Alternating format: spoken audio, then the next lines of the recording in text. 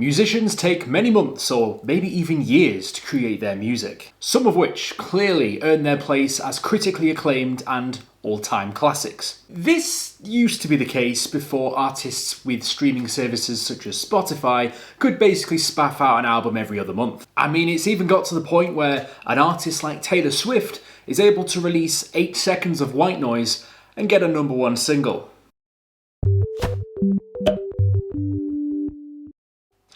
Hello! Welcome to Brain Spill, the laziest show on the internet. My name is Tank, and Taylor Swift. We don't need much of an introduction here. I'm sure 9 out of 10 people here will know who she is, but for the few that don't, Taylor Swift is an American country and pop singer who has taken over the world by storm with such popular singles as Shake It Off, Bad Blood and Exile. Pretty much a must-play for any mainstream radio stations, and even if you've never heard of her, I can almost guarantee you've heard one of her songs before. Anyway, she has certainly proven she is a world-class musician and performer with her extensive back catalogue and numerous awards and achievements over her career. She is so popular, in fact, she has received to date 128 chart entries to the US Billboard charts, 29 top 10s and 7 #1s. So, like any popular musician, every time they release music, it would always normally do very well in the charts, and a lot of the time may even reach #1. And guys, I'm sad to admit that I have never gotten Taylor fever myself, so I know a lot of people who absolutely love her music. I mean, it's alright, I listen to it, but I'm not an absolutely massive fan. I'm more of a Celine Dion type of guy. If you see your favourite musical artist release a new song, the huge audience will flock to it, even if it's 8 seconds of static noise. So yeah, the #1 Taylor Swift attained was through the Canadian iTunes, to which a track was released called Track 3 that looked like a new track from her new album that was due to be released named 1989. This track was just 8 seconds of static and white noise, however. Not quite the same as what she normally does, but who knows, maybe she was just deciding to take her music in a different direction.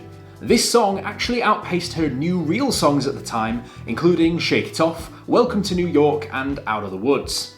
The only reason I can presume this is the case is probably due to the fact that the song is so short. I mean, if you play a song for 8 seconds and that counts as a play, you can probably play that on repeat as many times as you wanted to, if static white noise was what you get down to. This means that as far as purchases and streaming figures are concerned, this would skyrocket this song very quickly. The perfect way to, unintentionally, take advantage of a streaming structure. Of course, this was very quickly changed and this 8 seconds was removed, as of course she never actually intended to release this as a song. However, it does certainly go and prove a point that the music industry is certainly changing, and there are certain things we need to take into consideration when it comes down to streaming services. It used to be based off record sales, so if you were an artist and you sold more records than the next person to you, then you were generally considered the more popular artist that week. As technology has advanced and the music industry having adapted to streaming services, less and less people are actually directly buying music and buying albums and singles alike.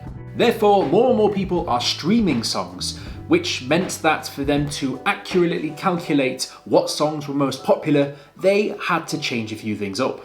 This is to ensure that streaming of songs is proportionate and accurate to the amount of popularity a certain song or album has. It is certainly a little bit more complicated now because they have to take into account not only physical sales but also streams, and there's a whole calculation as to how this works, and it does vary a little bit depending on where you're from. However, the general gist is together they've got a way of working out who is the most popular artist or band. Although it's not perfect, it's certainly a good measure at the moment to figure out how popular a certain new release is. The entire way music is being produced and consumed has changed in such a short space of time. So, now that we know white noise can get you a #1 single, surely that leaves the door open to other musical endeavours on streaming services.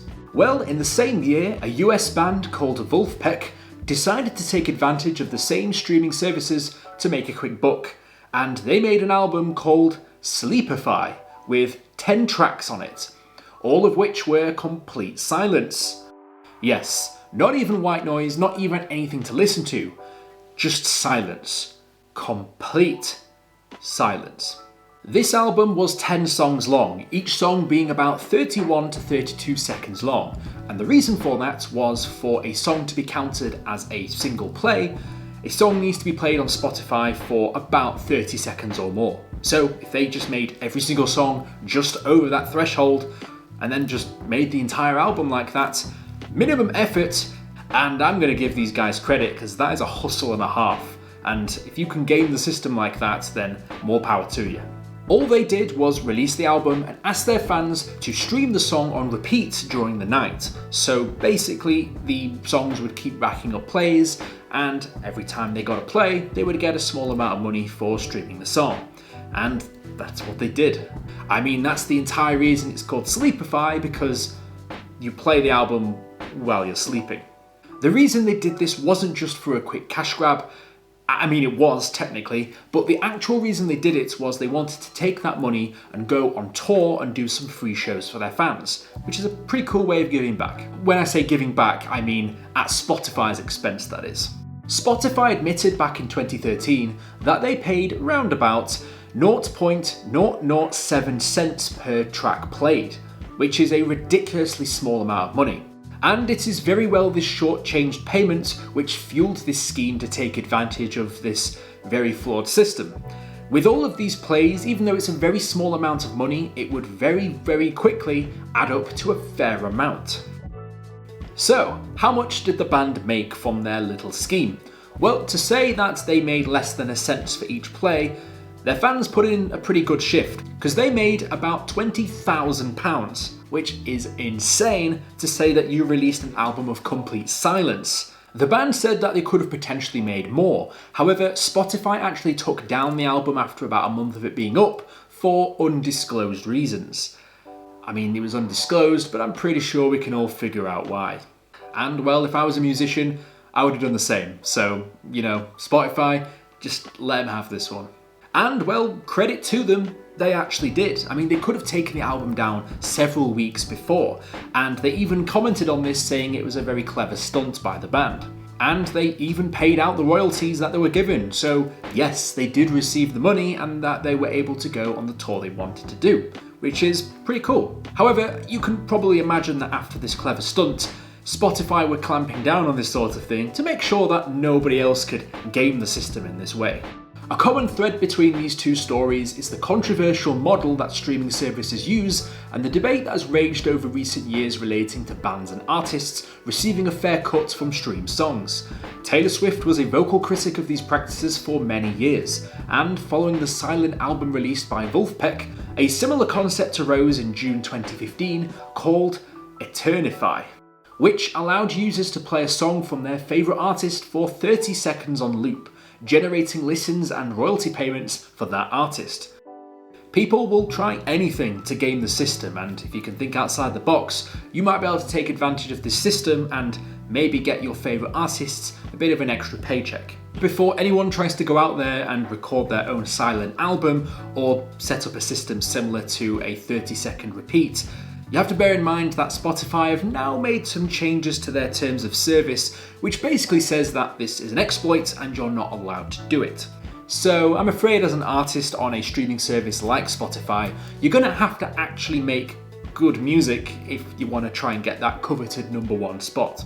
If you liked the video, be sure to like and subscribe. If you want to be notified as soon as I upload my next video, be sure to hit the bell button.